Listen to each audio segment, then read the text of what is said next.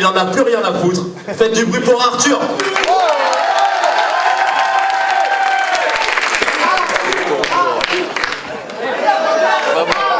On sait jamais, ça peut servir.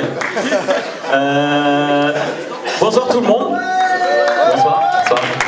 Alors pour ceux qui ne me connaissent pas, je m'appelle Arthur, et pour ceux qui m'auraient croisé samedi soir, je m'en rappelle plus. Ça commence très très bien.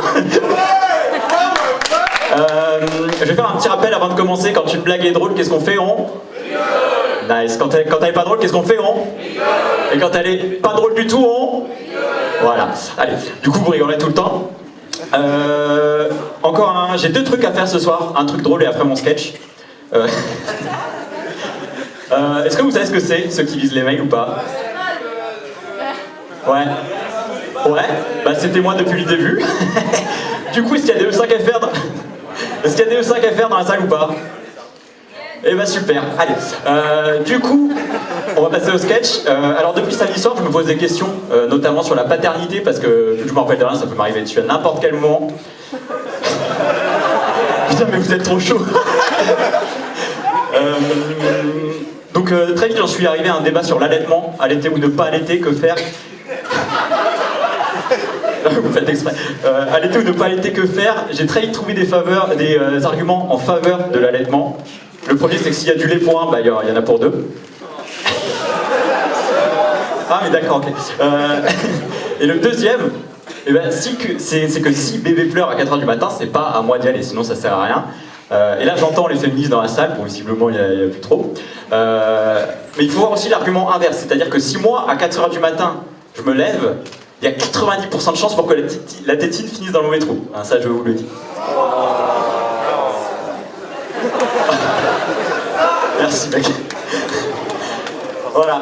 Alors après je vais peut-être un petit peu vite en besogne parce qu'avant d'avoir un bébé, faut peut-être avoir une meuf, et avant d'avoir une meuf, faut peut-être sortir de la friendzone.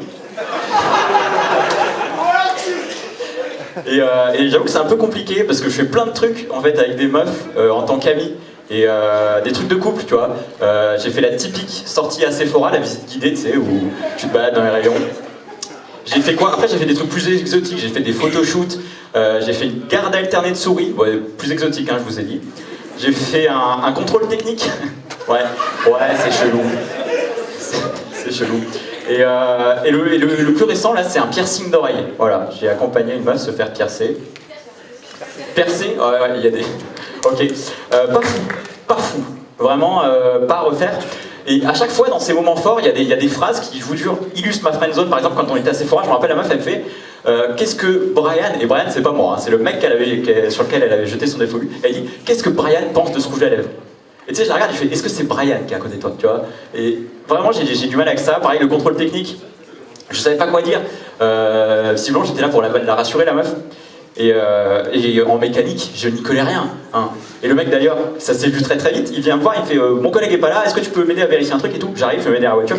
Il me fait alors ton rôle est très très simple. Tu me dis quand ça marche, tu me dis quand ça marche plus. Et tu sais, je me penche comme ça, très sérieux. Je dis ça marche plus, ça marche. C'était clignotant. Voilà. Et moi j'étais là. J'étais là vraiment à fond. Après, je pense que si je suis dans la friendzone, c'est clairement de ma faute. C'est-à-dire que quand on me cherche, quand on me taquine un peu, quand des filles me taquinent, je réagis en général très très mal. La dernière fois, c'était à la French Kiss. Quelqu'un, une inconnue arrive et me dit « T'es grave beau, est-ce que je peux t'embrasser ?» Il n'y a pas plus simple comme situation. Sauf que dans ma tête, ça s'est traduit par un QCM. Réponse A. Réponse A.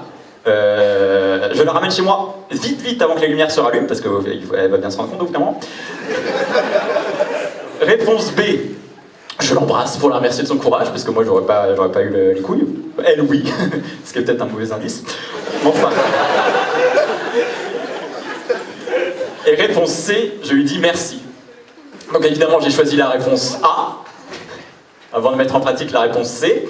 Terrible, terrible. Ça s'est vraiment mal passé. Une autre histoire, j'étais au jardin du Luxembourg et tout, et normalement quand on arrive à cette étape-là, c'est terminé. Le soir, bref.